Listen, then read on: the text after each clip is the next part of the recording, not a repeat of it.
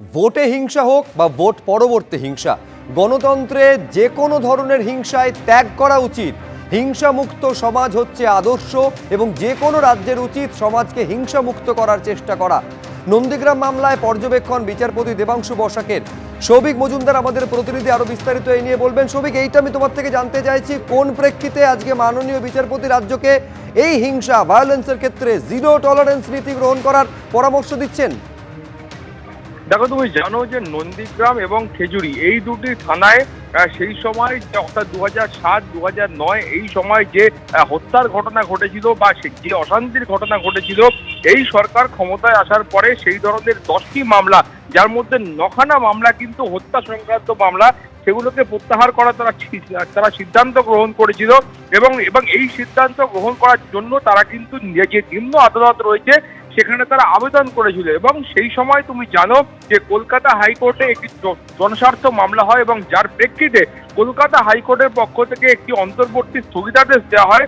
এবং আজকে কিন্তু কলকাতা হাইকোর্টের তরফ থেকে যে চূড়ান্ত সিদ্ধান্ত গ্রহণ করা হয়েছে গত সোমবার, সেই সিদ্ধান্তে বলা হয়েছে যে সরকারের তরফে এই যে সিদ্ধান্ত গ্রহণ করা হয়েছিল সেই সিদ্ধান্ত একেবারেই গ্রহণযোগ্য নয়। এবং সেখানে একাধিক যে পর্যবেক্ষণগুলোর কথা তুমি বলছিলে, সেই পর্যবেক্ষণগুলোর কথা উল্লেখ করা হয়েছে এবং যার ভিত্তিতে খুব স্পষ্ট করে বলা হয়েছে যে এই যে 10টি মামলা প্রত্যাহার করার সিদ্ধান্ত সরকারের তরফে গ্রহণ করা হয়েছিল, সেই সিদ্ধান্ত কিন্তু আদৌ কলকাতা হাইকোর্ট মান্যতা দিচ্ছে না। ফলে সেই 10টি মামলা পুনরায় কিন্তু পুনরুজ্জীবিত করতে হবে এবং তার যে বিচার প্রক্রিয়া, সেই বিচার প্রক্রিয়া নিম্ন আদালতে শুরু করতে হবে। এবং নিম্ন আদালতে যিনি অ্যাডিশনাল পাবলিক প্রসিকিউটর আছেন, তিনি কিন্তু এই মর্মে যা যা পদক্ষেপ গ্রহণ করা দরকার আগামী 15 দিনের মধ্যে সেই পদক্ষেপ তাকে গ্রহণ করতে হবে। অর্থাৎ সরকারের যে সিদ্ধান্ত ইতিমধ্যে গ্রহণ করা হয়েছিল এবং যার বাস্তবায়নের একটা অংশ ইতিমধ্যে হয়ে গিয়েছিল, সেই সিদ্ধান্তকে কলকাতা হাইকোর্ট কিন্তু গত সোমবার খারিজ করেছে। ধন্যবাদ সৌভিক। দক্ষিণ 24 পরগনার বজবজে পরপর বোমা গুলি চালানোর ভিডিও ভাইরাল হলো। ফের সামনে এলো সিন্ডিকেট রাজ। অভিযোগ, নির্মীয়মান গোডাউনের জন্য ইমারতি দ্রব্য সরবরাহের বরাত কাদের হাতে থাকবে সেই নিয়ে সংঘর্ষ বাধে দুই গোষ্ঠীর। 43 জনের বিরুদ্ধে স্বতঃপ্রণোদিতভাবে মামলা দায়ের করেছে পুলিশ। 8 জনকে গ্রেফতার করা হয়েছে। যে জায়গায় আমি দাঁড়িয়ে রয়েছি সেখান থেকে যে থানা অর্থাৎ বজবজ থানা, তার দূরত্ব কতটা? তার দূরত্ব হচ্ছে 3.6 কিলোমিটার এবং গাড়িতে করে গেলে তার সময় লাগে মাত্র 16 মিনিট, অর্থাৎ 3.5 কিলোমিটার দূরত্বে থানা। এবং তার অদূরে যে জায়গা, একেবারে এখানে দেখতে পাচ্ছি একের পর এক কারখানা রয়েছে, একের পর এক গোডাউন রয়েছে। এই যে রাস্তা, যে জায়গায় গণ্ডগোলের ঘটনাটি ঘটে এবং সেই কারখানা গোডাউন একের পর এক রয়েছে যেখানে, সেই জায়গায় একেবারে এটা ইন্ডাস্ট্রিয়াল এরিয়া কার্যত বলা যায়। সেই জায়গায় একেবারে বোমা গুলি মুড়মুড় চললো, একেবারে একটা পক্ষের সঙ্গে অপর পক্ষে গ্যাং ওয়ার আর লেগে গেল।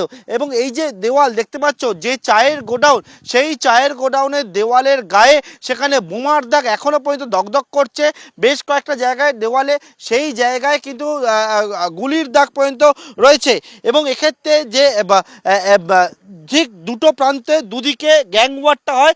একটা হচ্ছে এই যে চায়ের যে গোডাউন, সেই গোডাউনের সামনের যে জায়গা, এবং অপর প্রান্ত হচ্ছে উল্টো দিকের জায়গা।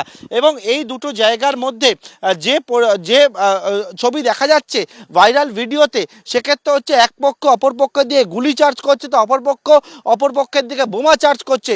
এই রকম গুলি বোমাতে একেবারে উত্তপ্ত হয়ে ওঠে গোটা এলাকা।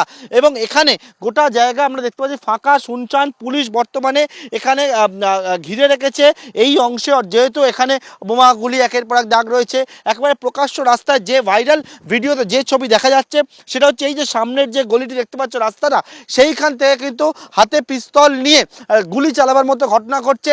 এবং এই যে এখান থেকে অনেকে দৌড়াদৌড়ি করছে, সেই ছবি দেখা যাচ্ছে। অর্থাৎ একবার বজবজের মতো জায়গা, যে জায়গায় এই ঘটনাটি ঘটলো, তাতে কিন্তু আবারও আইন শৃঙ্খলা নিয়ে একটা প্রশ্ন উঠল। বজবজে এই হচ্ছে সেই গোডাউন, যে গোডাউনটি বানানো হচ্ছে, নির্মীয়মান অবস্থায় রয়েছে। এবং সেই গোডাউনে একেবারে সরঞ্জাম দেওয়াকে কেন্দ্র করে সিন্ডিকেটের লড়াই। এবং এই যে জায়গায় দেখতে পাওয়া যাচ্ছে, সেই গোডাউনের কাজ আজকে বন্ধ অবস্থায় রয়েছে। এবং যারা এখানকার কর্মচারীরা তারা জানাচ্ছেন যে আজকে কাজ এখানে করতে নিষেধ করা হয়েছে। এই যে গোডাউন, সেই গোডাউনটা বেশ কিছুদিন ধরে এখানে বানানোর কাজ চলছিল। এবং যেমনটা জানা যায়, এই গোডাউনে বিভিন্ন যে সরঞ্জাম, অর্থাৎ নির্মাণের জন্য তৈরির জন্য যে সরঞ্জাম, সেই সরঞ্জাম দেওয়াকে কেন্দ্র করে দুটি গ্রুপের মধ্যে গণ্ডগোল হয়। একটা গ্রুপ যখন এ প্রান্ত থেকে চলে আসে, অর্থাৎ 19 নম্বর যে ওয়ার্ড রয়েছে সেই ওয়ার্ডের দিক থেকে আসে, অপর একটা গ্রুপ একেবারে উত্তর রায়পুর গ্রাম পঞ্চায়েত যে জায়গায় উল্টো দিকে সেই প্রান্ত থেকে চলে আসে, এবং দুটো গ্রুপ একেবারে যখন দুপক্ষ মুখোমুখি হয়ে যায় তখনই দুটি গ্রুপের মধ্যে গন্ডগোল, গোলাগুলি, বোমাবাজি সেই সবটা চলে। যারা এখানে কর্মচারীরা ছিলেন, কাজ করছিলেন, তারা কোনো রকমের আতঙ্কে এই জায়গা ছেড়ে অন্যত্র তারা চলে যায়। আপাতত এখানে কাজ বন্ধ রয়েছে এবং পুলিশ হচ্ছে যে ঘটনাস্থলটিকে ঘিরে রেখেছে। हाँ आज काम नहीं हुआ। कौन बोला काम नहीं करने के लिए? कोई बोला नहीं, हम लोग काम नहीं किए। हालत हुआ था, डर लग रहा है। डर हम लोग जो है ना जैसे आए तैसे हम लोग देखे भीड़, हम लोग भाग गए। बाहर में क्या हो रहा था? क्या हुआ था, हम लोग उधर चला गए, इधर हम लोग कुछ देखबे नहीं कि हम लोग भाग गए। देखे भीड़ आया ना, हम लोग भाग गए उधर। ক্যামেরায় পার্থপ্রতিম রায়ের সঙ্গে জয়ন্ত রায় ও পার্থপ্রতিম ঘোষ, এবিপি আনন্দ।